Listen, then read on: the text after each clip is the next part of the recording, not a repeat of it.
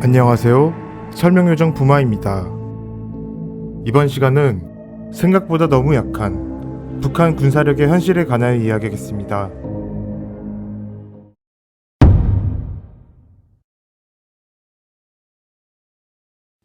늑대에게 있어서 양이 몇 마리인가 하는 것은 결코 문제가 되지 않는다. 북한은 인구 2,300만 명의 작은 나라이지만 정규 군이 무려 117만 규모로 전 세계 3위에 해당합니다. 이는 약 57만의 정규 군을 운용하는 대한민국의 2배에 이르는 수준으로 이런 규모의 우위는 단순 보병에만 해당하는 것이 아니라 육해공군 전체에 해당합니다. 게다가 GDP 대비 국방부의 지출이 25%라는 말도 안 되는 수준으로 기본적인 국가 운영비를 제외하고는 전부 군대에 때려박고 있는 실정입니다. 때문에 2차 한국전쟁이 발발하면 비등하거나 한국이 질 것이라는 말이 나오기도 하는데요. 이는 완전히 오해입니다. 현대전은 머릿수를 어떻게 비벼볼 수 있는 삼국지가 아닙니다.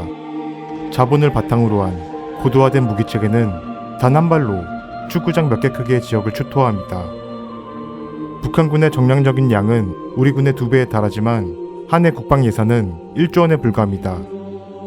이에 반해 대한민국은 GDP의 3%, 38조 7천억 원을 한 해 국방비로 지출하여 군대의 질적인 면에서 완전히 압도합니다. 북한이 핵개발에 목을 매는 이유 중 하나도 자본을 바탕으로 한 이런 전력의 공백 때문입니다. 덧붙여 우리가 질적으로 엄청난 우위에 있음에도 미군의 도움을 받는 이유는 고도화된 전략 자산을 통한 감시와 힘의 우위로 전쟁 억지력을 강화하고 유사시 조기에 전쟁을 끝내 우리 국민의 피해를 최소화하기 위함입니다.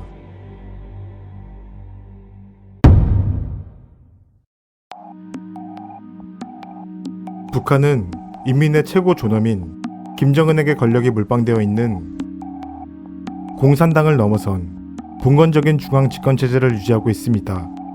해서 김정은은 자신의 권력을 유지하기 위해 이모부 장성택을 비롯한 자신을 대체할 수 있는 내부 인사들을 닥치는 대로 숙청하고 있는데요. 이는 김정은 개인에게는 체제 유지를 공고히 하는 수단이 될 수 있겠으나 조직에는 김정은의 신변에 문제가 생겼을 때 조직이 통제 불능 상황에 이를 수 있음을 의미합니다. 즉 김정은과 그의 수뇌부 제거는 북한을 무력화시키는 치명적인 약점 중 하나입니다. 군 전문가들도 김정은 제거 시 소모적인 피해 없이 전쟁을 조기에 끝낼 수 있다고 합니다. 해서 우리 군은 북한의 지휘부를 무력화시키는 북한 수뇌부 제거 특수부대, 이른바 김정은 참수부대를 창설하고 300억 규모의 예산을 투입하였으며 요인 암살을 전문으로 하는 미 75 레인저가 한국에 들어와 합동훈련 중에 있습니다.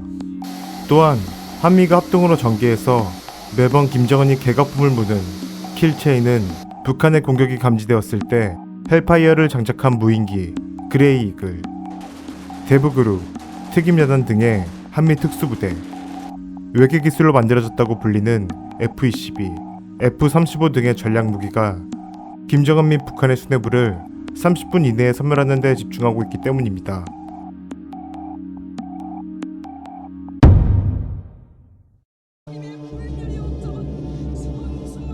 첫 장에서 언급한 것처럼 북한의 정규군은 117만 명으로 전 세계 3위에 해당하는 규모이며 노동저기대와 붉은 청년 군의대 등 비정규군을 포함하면 700만 대 후반이라는 유사시 국민의 3분의 1을 전장에 투입할 수 있는 서프라이즈한 규모를 자랑합니다. 군 복무 기간도 남성 10년, 여성 7년으로 세계에서 가장 깁니다.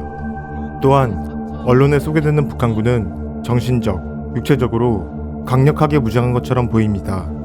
그러나 실상은 수적으로만 비대할 뿐 상당수가 전투 불능에 오합지졸이라고 보는 게 맞습니다. 군대를 훈련하고 유지하기 위해서는 엄청난 비용이 투입되는데 경제난에 시달리는 북한이 117만이라는 군을 유지할 수 있을 턱이 없기 때문입니다.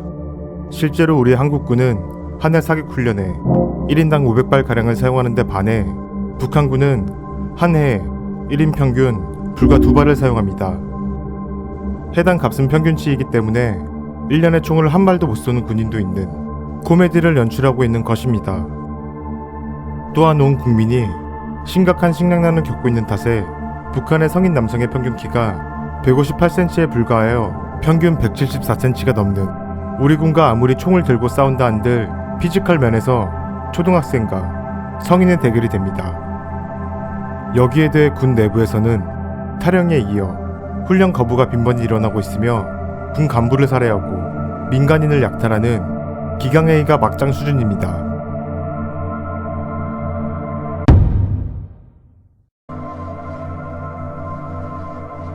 북한은 4,300대의 전차를 보유하고 있어 2,300여 대의 전차를 보유하는 우리 군보다 수적으로는 월등히 우위에 있습니다.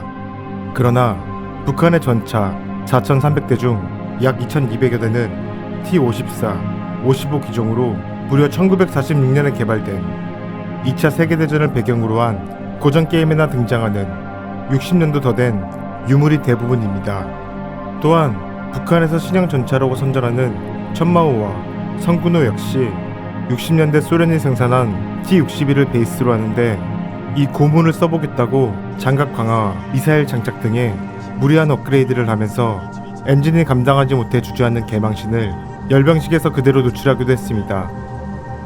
이런 북한의 전차들은 115mm의 포를 장착하고 있는데 이런 90%는 우리 군의 주력 전차인 K1, K2 전차의 장갑을 제대로 뚫을 수도 없으며 이에 반해 우리 군의 K12는 120mm의 활강포를 주 무장으로 전차의 약점이라고 할 수 있는 상부를 타격하는 KSTAM-120 상부 공격 지능탄을 사용하기 때문에 방어는 물론 화력면에서도 상대가 되지 못합니다. 과거 이라크전에서 K1 전차의 모태이자 하위 모델인 M1 에이브럼스 1개 중대 14대와 북한 폭풍호의 베이스가 되는 T-72가 전투를 벌인 사례가 있었는데 수적 열세에도 불구하고 T-72 38대가 파괴되는 동안 M1 에이브럼스는 단 한 대만 손실을 보았습니다.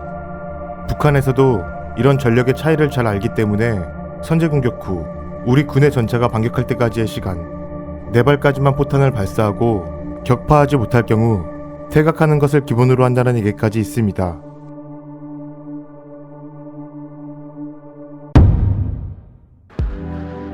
북한의 공군력은 특히나 더 취약합니다. 조금 가장해서 북한도 포기했다고 봐도 무방합니다. 북한이 보유하고 있는 전투기는 800대 규모로 400대 규모인 우리 군의 2배에 해당하지만 인간 지성이 만들어낸 최첨단 기술의 집합체가 격돌하는 공군전에서 지금까지 6.25 때 투입되던 부품이 단종돼서 수리도 안 되는 박물관에나 있어야 할 미그 15, 17기가 전력의 대부분입니다. 이 장난감 같은 형태를 보고 실화냐고 물으실 수 있는데 실화가 맞습니다. 제가 다 눈물이 날 지경입니다. 그나마 우리 공군의 주력 전투기인 KF-16의 비변화 볼 수 있을 전투기가 미그 29기 정도인데 이마저도 보여주기식인 고작 40대 정도로 관리가 부실해 실제로 운영할 수 있는지도 미지수인데다가 사실상 평양에서 김정은을 지키는 용도로만 쓰이고 있습니다. 또한 공중전은 조기 경보 시스템 등 고도화된 탐지와 통합적 지휘 시스템의 핵심으로 우리 군은 맵팩을 쓰고 한 발 먼저 공격하기 때문에 북한은 상대가 되지 못합니다. 기종의 취약점과 지원 자산을 다 제쳐둔다 하더라도 막장임에는 변함이 없습니다. 일반적인 1개 전투 비행단이 한 해 훈련에 사용하는 기름값만 해도 1억 원에 육박하는데 북한은 당연히 이를 충당할 여건이 되지 못합니다. 해서 김정은의 공군 시찰에서 북한 공군이 땅의 지도를 그리고 비행기 모형을 들고 움직이는, 거기에다 김정은이 만족스러운 듯한 제스처를 취하는 안구의 스키차는 병림픽이 공개되면서 세계적인 망신을 사기도 했습니다. 이번 시간은 여기까지고요. 다음 시간에는 일당 100 북한 특수부대에 관한 사실에 관하여 이야기할 예정이니 많은 관심과 구독 부탁드립니다. 감사합니다.